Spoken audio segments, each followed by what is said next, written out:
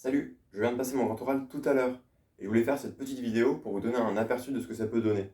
Sachant que j'aurais eu la note de... Et bien sûr, ça dépend pas que du contenu, mais aussi de la prestation orale, et notamment des 10 minutes de questions et d'entretien qu'il y a eu après. Mon sujet était le suivant, et mon support était celui-ci, que je vous remets aussi en description. C'est parti! Saturne est l'une des plus grosses planètes de notre système solaire. Et pourtant, on sait aujourd'hui que Saturne flotterait sur l'eau. Alors, j'ai découvert ce petit fait amusant un jour par hasard, et je me suis demandé qu'est-ce qui faisait que c'était vrai. Qu'est-ce que ça signifiait scientifiquement? Et c'est donc ce que je vous propose de parler aujourd'hui. Comment expliquer que Saturne flotterait sur l'eau? Dans un premier temps, vous vous intéressez à qu'est-ce qui fait qu'un objet flotte sur l'eau. En fait, quand on plonge un objet dans l'eau, il est soumis à une force qu'on appelle la poussée d'Archimède. Cette force, due à la pression de l'eau, elle va pousser l'objet vers le haut. Et c'est ce qui va permettre aux objets de flotter. Mais du coup, quelle différence entre un objet qui flotte et un objet qui coule? En fait, il faut comprendre qu'au niveau de l'objet, on a affaire à un duel de force. D'un côté, le poids qui va amener l'objet vers le bas, et la poussée d'Archimède qui va le pousser vers le haut. Et donc l'objet flotte si la poussée d'Archimède est plus puissante que le poids. Et du coup, quel est le critère pour cela? Eh bien, ça ne dépend pas uniquement de la masse de l'objet, puisque même des objets très lourds, comme des paquebots, peuvent flotter. En fait, ça dépend de la masse volumique de l'objet, le rapport de la masse sur le volume. Par exemple, la masse volumique du plomb est d'environ 11 000 kg par mètre cube, ce qui signifie que pour 1 mètre cube de plomb, il pèserait 11 000 kg. Et donc, un objet flotte sur l'eau si sa masse volumique est inférieure à 1000 kg par mètre cube, la masse volumique de l'eau. Le plomb, par exemple, coulerait. Et donc c'est super, parce que ça signifie que pour savoir si Saturne flotte ou non, il suffit de trouver sa masse et son volume. Donc il suffit de trouver la masse de Saturne et le volume de Saturne. Bon allons-y. Alors comment trouver la masse de Saturne? Clairement, on n'a pas juste pris une balance, mis Saturne dessus et pesé, alors comment est-ce qu'on a fait? Eh bien il se trouve qu'on dispose bel et bien d'une sorte de balance cosmique. Et ce, à l'aide de la troisième loi de Kepler. Lorsque l'on a un astre qui tourne autour d'un autre, la troisième loi de Kepler, elle établit une relation entre plusieurs grandeurs physiques. La période de révolution de l'astre, le rayon de son orbite et la masse de l'astre attracteur. Par exemple, dans le cas de la Terre qui tourne autour du Soleil, si je sais que la Terre met environ 365 jours à faire un tour autour du Soleil, et que je sais que le rayon moyen Terre-Soleil est d'environ 150 millions de kilomètres, à partir de ces deux informations-là uniquement, on peut retrouver la masse du Soleil. C'est donc très puissant.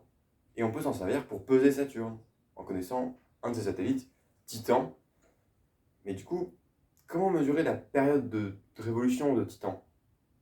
Eh bien en fait, on peut le faire à partir d'observations de nos télescopes, en étudiant la position relative de Saturne et de Titan. Il suffit de mesurer la durée au bout de laquelle ils se retrouvent les deux dans la même position l'un par rapport à l'autre, environ 16 jours. Et pour la taille de l'orbite, on peut le faire depuis la Terre, mais on peut aussi penser aux sondes qu'on a envoyées dans l'espace, comme la sonde Huygens-Cassini, qui s'est plongée directement dans le système saturnien, avec un atterrisseur qui se sera même posé sur Titan. Et donc, à partir de ces informations-là, et en connaissant la troisième loi de Kepler, on peut retrouver la masse de Saturne, environ 5,7 x 10 puissance 26 kg. Mais cette masse, elle n'aura pas beaucoup de signification ici si on ne l'associe pas à son volume. Alors comment trouver le volume de Saturne? Eh bien en fait, il faudra d'abord simplement trouver son diamètre, puisque si on a le diamètre de Saturne, que l'on considère comme une sphère, on pourra automatiquement retrouver son volume. Et du coup, comment faire pour retrouver le diamètre réel de Saturne? Eh bien en fait, pour cela, on va se servir de la taille avec laquelle nous apparaît Saturne. Dans notre champ de vision, on ne voit pas vraiment les objets en mètres ou en kilomètres. Plutôt, on les voit en tant que portion de notre champ de vision, en tant qu'angle. Et si on connaît l'angle avec lequel on voit Saturne et notre distance à Saturne, eh bien on pourra retrouver le diamètre réel de Saturne à l'aide de relations trigonométriques. Et du coup, ça laisse une dernière question. Comment retrouver la distance de la Terre à Saturne?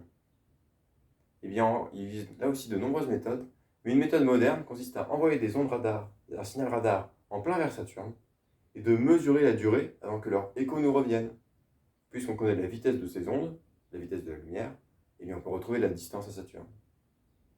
Et donc on obtient alors bien le diamètre et donc le volume de Saturne, environ 8,3 x 10 puissance 22 mètres cubes. Et finalement, Il ne reste plus qu'à diviser la masse par le volume, et on obtient pour Saturne une masse volumique d'environ 690 kg par mètre cube, ce qui est bien inférieur à la masse volumique de l'eau. On obtient donc que théoriquement, Saturne flotterait sur l'eau. Merci de votre attention. Pour info, je pense que notre représentation elle est plutôt réaliste de ce que j'ai effectivement fait tout à l'heure. Mais n'oubliez pas que la note elle dépend pas que de l'oral, mais aussi de la présentation orale en elle-même. Donc les 10 minutes de questions aussi et la partie entretien. En 10 minutes, il y a le temps de poser beaucoup de questions, des deux jurys, donc j'essaie de vous donner un petit aperçu de qu'est-ce que j'ai eu, mais ça peut aller très vite. Alors j'ai pas forcément répondu à toutes les questions et parfaitement, mais souvent c'est pas très grave, donc n'ayez pas peur. Si vous voulez des éclaircissements sur les questions que j'ai eues et ce que j'ai répondu, ou même n'importe quoi de manière générale, n'hésitez pas à me les poser en commentaire, j'essaierai de répondre un maximum.